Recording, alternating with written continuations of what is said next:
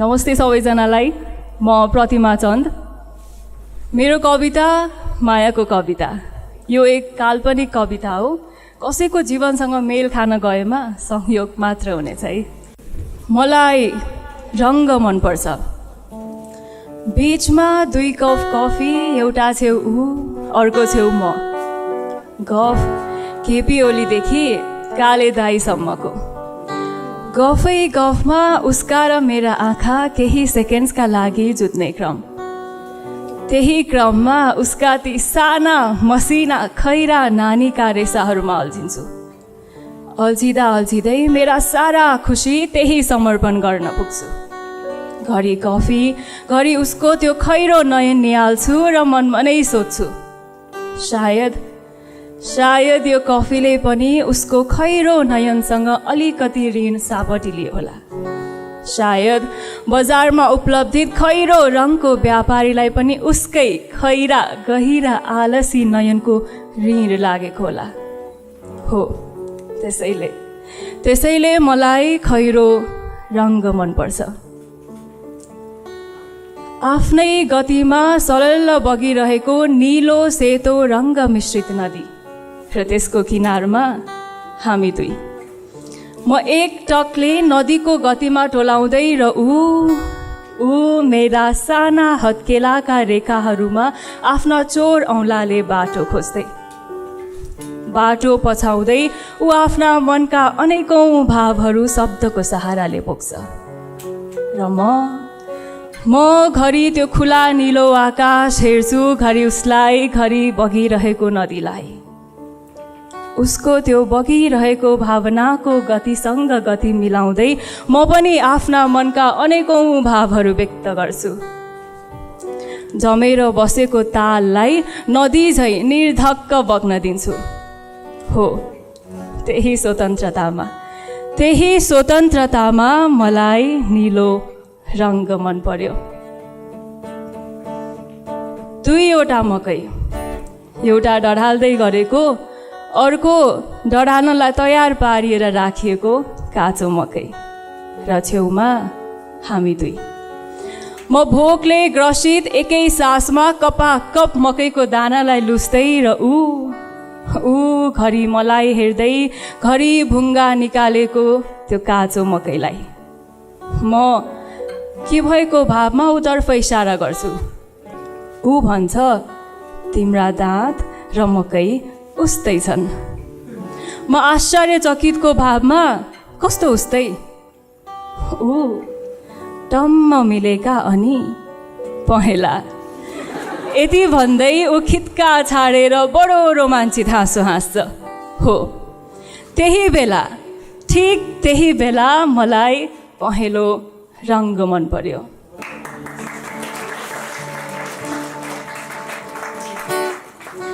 तर दैवको खेल भनौँ या भाग्यको लेखाइ, म र दैव दुवैलाई ऊ प्यारो भयो।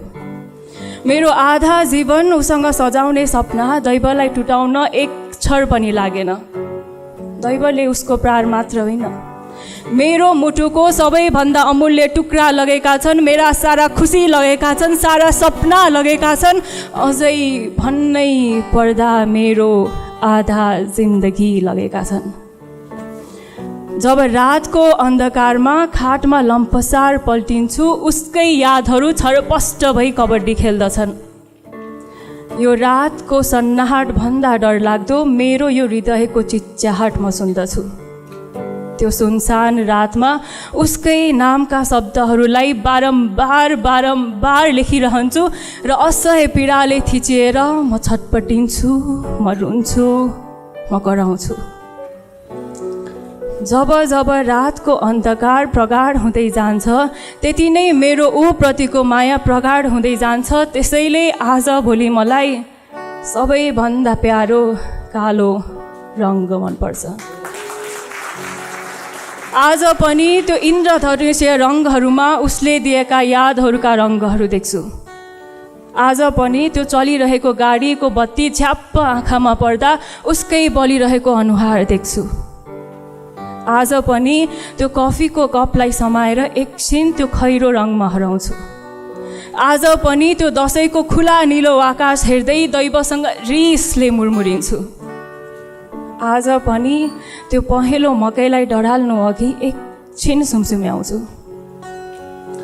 मेरो जीवनको क्यानभासमा उसले दिएका यादहरूका रङहरू छरपष्ट भएका छन् र हरेक रङले उसको र मेरो कथा बोकेका छन् र त मलाई रङ मनपर्छ। धन्यवाद।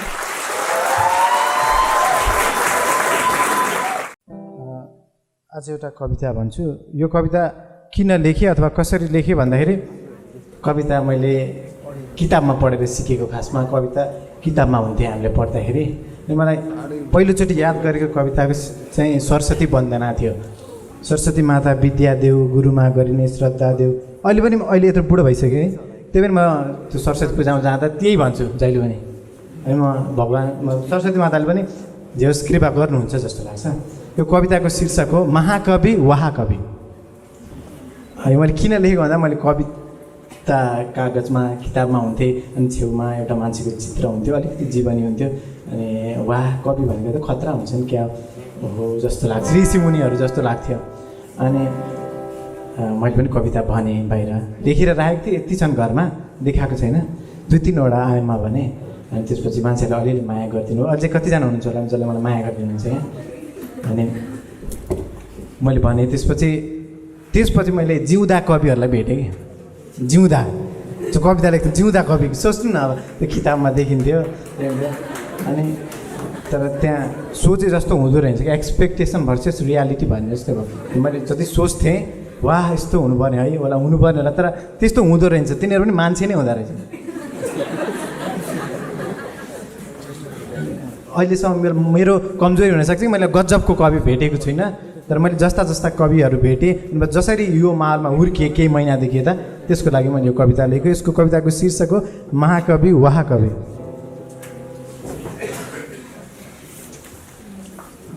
म सक्थिनँ बेच्न पिठो बोलीको चतुर लहरमा, सुने एक दिन वाह कविजी मैले लहलहैको रहरमा। म सक्थिनँ बेच्न पिठो बोलीको चतुर लहरमा, सुने एक दिन वाह कविजी मैले लहलहैको रहरमा। वाह वाह कति मिलेको लाटाको रागालापमा, सुर चढ्यो मलाई नि नाम राख्छु म यो जगतमा। घाँसी भेटी न कहीँ न चेलो ठुल कविले बनायो, घाँसी भेटी न कहीँ न चेलो ठुल कविले बनायो। न छ छन्द न मेरो बोली मन्द, न चाकडी कसैले लगायो। गरी कोठामै बटुलेर 2-4 न आँटै आयो घोषणा गर्न निजी कवि सरकार। मामा थिएनन् पत्रकार न काका परे साहित्यकार, मामा थिएनन् पत्रकार न काका परे साहित्यकार, न 2 कविहरूको कन्टेस्टमा दिए प्रथम पुरस्कार। मैले कोसिस 1000 गरेँ म पल पल अन्तरमा मरे, रित्तो थियो भित्र केही मैले कल्पनाले भरे। मैले कोसिस 1000 गरेँ म पल पल अन्तरमा मरे, रित्तो थियो भित्र केही मैले कल्पनाले भरे। 4 भित्तो दुनियाँ तेरो तिमीले खुब हियायो, म जस्तैका दुनियाँमा रमाउन फेरि बगली तिमीले खियायो। देखियो कोमल मन यो खुब भजे मैले ईश्वर, देखियो कोमल मन यो खुब भजे मैले ईश्वर। हे देउतीमा बरदेउ बनाइदेऊ मलाई कविश्वर। म किन गर्दै थिएँ यो सब, न मर्नलाई कि बाँच्नलाई, या फोस्रो आडम्बर हुर्काई दम्बैले भए पनि हाँस्नलाई। आँटेर के हुन्न रहेछ आजकालमा वाह कवि छु, आँटेर के हुन्न रहेछ आजकालमा वाह कवि छु। न भाषा छ न ढङ्ग, तर साहित्यको म रवि छु। लागे थेरे ब्रह्माजी एक दिन सर्वसुन्दर जीव बुन्न, लागे थेरे ब्रह्माजी एक दिन सर्वसुन्दर जीव बुन्न। जोडी हरेकका सुन्दर अङ्ग पुगे थियो रे ऊँट बन्न। महु ब्रह्मा यो कल्पको वाह कवि भित्र बोल्छ, यो साहित्यको मरुमा साथी कविताको त्यही ऊँट त चल्छ। 2 कविता लेख्दै थिए भर्खर बडबुझले महाकवि भन्दिए, 2 कविता लेख्दै थिए भर्खर बडबुझले महाकवि भन्दिए। तिमी बुझ्दैनौ केवल सुन्छौ, त्यही र त म तिम्रो वाह कवि भन्दिए।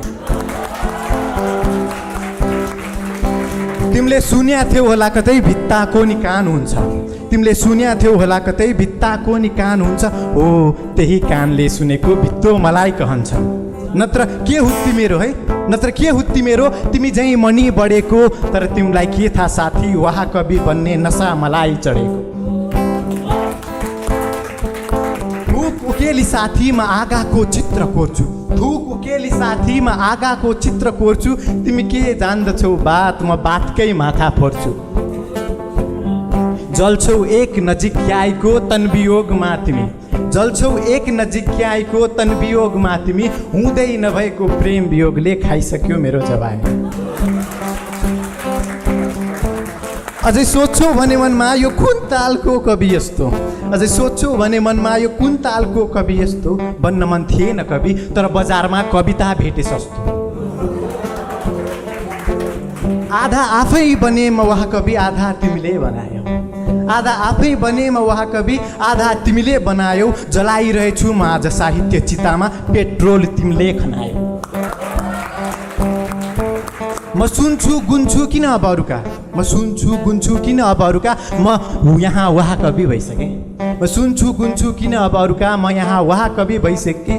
बरु खोल्देऊ स्कुल सिकाउँछु कविता, म यहाँ महाकवि भइसकेँ।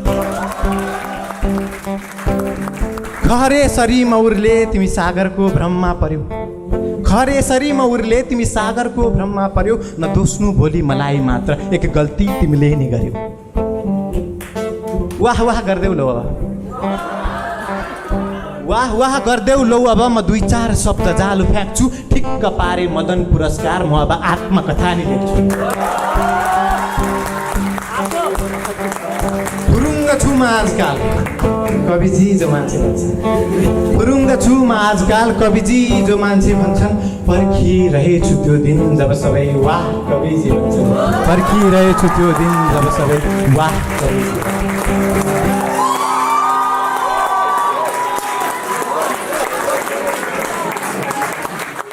तपाईँले सम्पर्क गर्न खोज्नु भएको मोबाइलको स्विच अफ गरिएको छ। Sorry, the number you have dial is switch off. टुक्रिएको सास एक शब्दको आसमा बाफिन पुग्यो, यादलाई झाडबाट केलाई उसको आकृति धुवाले सजायो। यो रात, यो अन्धकार, आज यो बाफ मानि बिछोडको गन्ध भेटियो। केही उडाएर आफू नउडेको, सायद यो पहिलो पटक नै थियो। नमस्कार, म मल्लिका खतिवडा आज एउटा काल्पनिक कथा लिएर आएकी छु। कथा पहिलो भेटको, मानौ पहिलो डेटको। अनि के भन्नु न, त्यो दिन पनि लेटको। मेरो मन पशुपति पुगिसक्दा म भने अझै मित्रपाटको जाममै थिएँ। माइक्रोका टाउकाहरू निहाली म उसलाई कन्ट्याक्ट लिस्टमा खोज्दै थिएँ। गौशाला नजिकिँदै मेरो हात पसिनाले चिसिन थाले। भेट्ने बित्तिकै के भनिएला, ऊ आइसक्ला कि म कुर्नु पर्ला, यस्ता कुराले पेटका पुतली जगाउन थाले। म ओर्लिए, मसँगै उत्रिए मेरा सारा प्रश्न उसको एक हेराइले। नजर अडिए, मुस्कान साटिए, तर इसारा भने अझै आसमै टुङ्गिए। त्यो हेराइले ओडाइदिएको यो मुस्कान आज पनि बेरेरै आएकी छु। त्यो नजरले लोलाएका यी आँखा आज आफै लट्ठ्याउन खोज्दैछु। हाम्रा यी अन्जान पाइला लम्किए पशुपतिको डाँडामा। त्यो दुई कप चिया रहेछन् हाम्रै गफको प्रतीक्षामा। ऊ टेबल वार म पार, भन्छन् नि so close yet so far. साँझ लम्कदै हाम्रा बात लम्बिन थाले। चिसो हावा र न्यानो अङ्गालोले घर बिर्साउन थाले। कल्पना गर्दा ती स्पर्शले अझै काउकुती लगाउँछ। सम्झनामै नभएका मिठा पलहरूको याद दिलाउँछ। सायद त्यति बेला छुट्टिने डर नभएर होला, आज तल तल लाग्दैछ त्यो चियाको, त्यो साँझको, त्यो मुस्कानको, त्यो नजरको र त्यो मायाको। कस्तो सुन्दर बिस रहेछौ तिमी। मस्त निद तोडी, नशाभित्र डुबी, चिसा याद छरी, उडिदियौ एक निर्दोष चरी बनी। कथा थियो पहिलो डेट हो, मानौ अन्तिम भेट हो।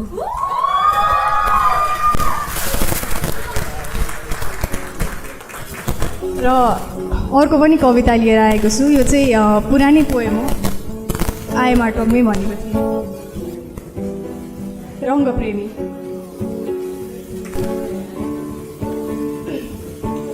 Lights camera action.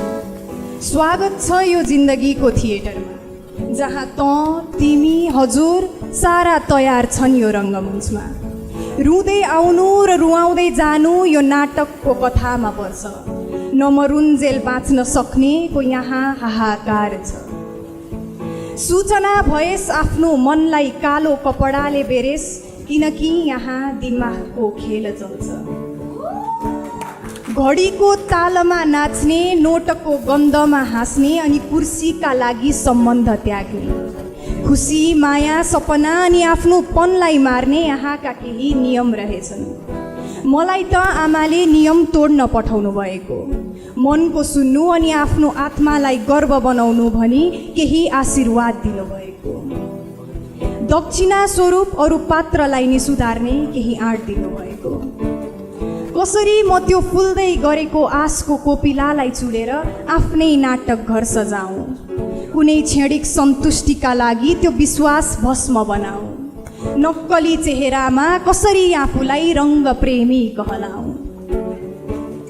भागेर जिउँछेस् कि भोगेर बाँच्छेस् राधे, बाबाको त्यो वचन मेरो दिमागलाई धम्की बनेको छ। कोमल हृदय बेरेको त्यो कालो कपडा मक्किने एउटा दाउ बनेको छ। यो नाटकका लागि कति तिर्यो त धरतीले, त्यो त मालिक भगवान प्रसाद नै जानुन्। मलाई त यो लक्ष्यविहीन दौड प्रतियोगितामा घुसाइएको छ। यहाँबाट फुत्केर मात्रै पर्दा बन्द गर्नु छ। आउनुहोस् पात्र साथीहरू, मलाई साथ दिनुहोस्। रगतबाटै कलाकार हामी, बोक्रे नाटकलाई बलिदान दिनुहोस्। कथा यसरी घुमाइदिउँ कि लेखकको नि चस्मा उडोस्। धरतीको पैसा बचोस् अनि भगवानको भरोसा बढोस्। आउनुहोस् पात्र साथीहरू, मलाई साथ दिनुहोस्। हामी असली रङ्गप्रेमी बनौँ। निर्धारित समय सकिएछ क्यारे, म त लागे मास्तिर साथीहरू। तपाईँहरू तालीले बिदाई गर्नु है, तालीले बिदाई गर्नु।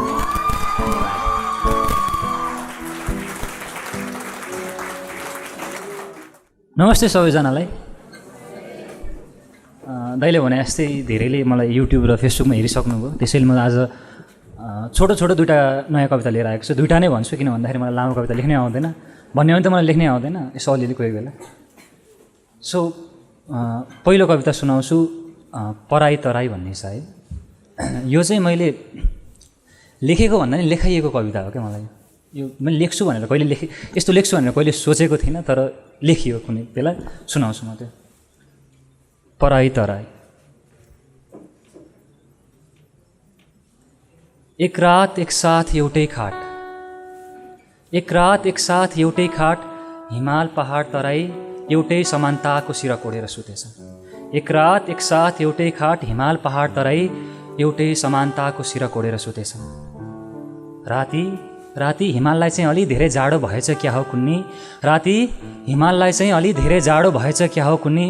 हिमालले सरक्क सिरक आफूतिर तान्यो, त्यही बेला पहाडले पनि जुरुक्क खुट्टा उचालिदियो। यता तराईले पनि बल गरेर सिरक आफूतिर तान्न खोज्यो, यता तराईले पनि बल गरेर सिरक आफूतिर तान्न खोज्यो, तर सकेन। तराई भित्रै फन्कियो, तराई नमजाले रन्कियो, असन्तुष्टिको आगो तराईको आँतमा धन्कियो। यता हिमाल र पहाड चाहिँ खुट्टा बोकाबोक गरेर सुत्दा पनि तराई चाहिँ अलि पर सरेर सुतिरह्यो। त्यो बिच्चको खाली ठाउँमा रातैभरि दक्षिण उत्तर पूर्व पश्चिम खै कता कताबाट आएका हो रङ्गी बिरङ्गी हावाहरूले गेम खेलिरहे। सिरक तानातान गर्दा गर्दै सबैजना कतिखेर हो स्वार्थको एउटा मिठो निन्द्रा निधाएछन्। बिहान सबेरै उठेर हेर्दा तराई चाहिँ नजिकैको अर्को छिमेकी खाटमा पो सरिसकेछ।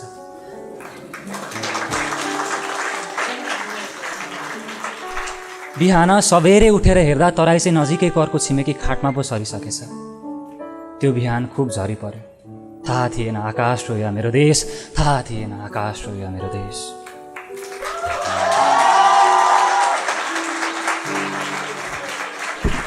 सो त्यो चाहिँ फर्स्ट पोइम थियो। अब सेकेन्ड है त। सेकेन्ड चाहिँ फेरि एउटा विषयवस्तु दुईवटा अलग धारको छ यो दुईवटा कवितामा होइन। सबै लभ त गर्नुभयो होला होइन, जसले छैन भने उसले सबभन्दा पहिला गरे होला होइन। सो यो पोएम चाहिँ for those who have loved. मेरो कविताको शीर्षक छ यात्रीहरू।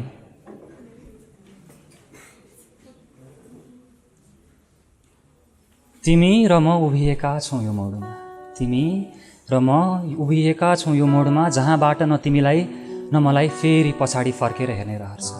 तिमी र म उभिएका छौँ यो मोडमा, जहाँबाट न तिमीलाई न मलाई फेरि पछाडि फर्केर हेर्ने रहर छ। थाहा छ यी पुराना बाटाहरूले डोर्याउँदै डोर्याउँदै पुर्याउने अतीतको भत्किएको सहर छ। थाहा छ यी आधा अधुरा स्मृतिहरूले डोर्याउँदै डोर्याउँदै पुर्याउने उही यादहरूको लहर छ। उस्तै देख्छु तिम्रो हाल मेरो जस्तै, उस्तै देख्छु तिम्रो हाल मेरो जस्तै, पग्लिएर आँखैमा टिल्पिलाएका पुराना पिरतीका छाल उस्तै।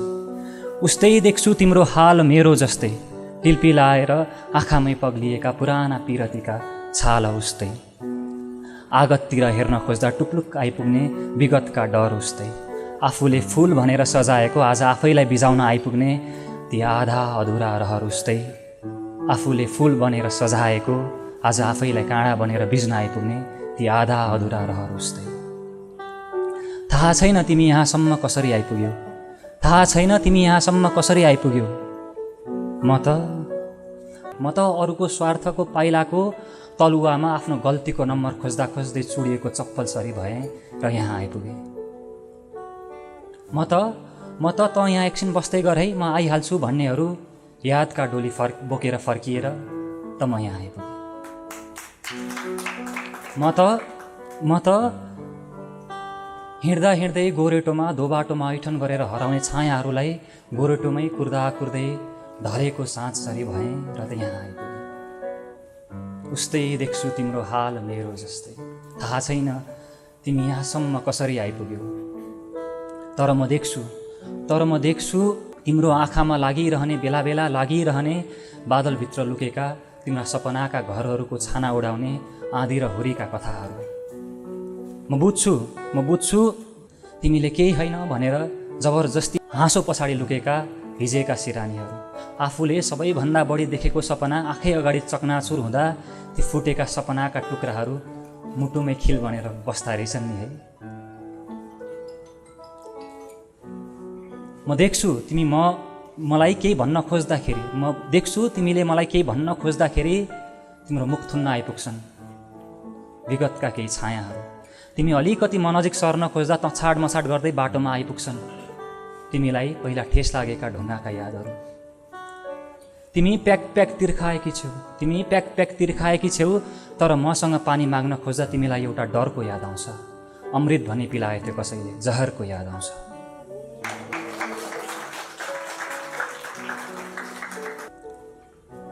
मलाई थाहा छ मेरा गोडामा कसैले छोडेर गएका यादका ढुङ्गाहरूमा ठेसिँदा लागेका अनगिन्ती घाउहरू छन् र त्यसको मलम तिमीसँग छ। र तिमीलाई पनि थाहा छ कसैले छोडेर गएको धोकाको चुरोटको ठुटोले तिम्रो मनमा लगाएको आगो निभेको छैन र मसँग त्यसको पानी छ। तिमी बिर्सिदेऊ तिम्रा मनका डरहरू, भत्किएका ती घरहरू, आधा अधुरा ती रहरहरू। म बिर्सिन्छु मलाई लागेका ठेसहरू, छोडेर जाने छायाका भेषहरू, ती छायालाई खोज्दै खोज्दै म भौतारिएका ती विरतीका देशहरू। दुई भौतारिएका यात्री सँगसँगै भेटेर हिँड्दाखेरि झुटो प्रेमको आरोप लाउलान् लाउने त। तर यदि हिँड्दा हिँड्दै बाटोमा हराएका छायामा सिङ्गो जिन्दगीको चित्र खोजेर बस्नु चोखो प्रेम हो भने, यदि कहिले नफर्किनेहरूको बाटोमा आशाको दियो बालेर बस्नु चोखो प्रेम हो भने, आऊ तिमी र म झुटो प्रेम लगाऊ, आऊ तिमी र म झुटो पिरती लगाऊ।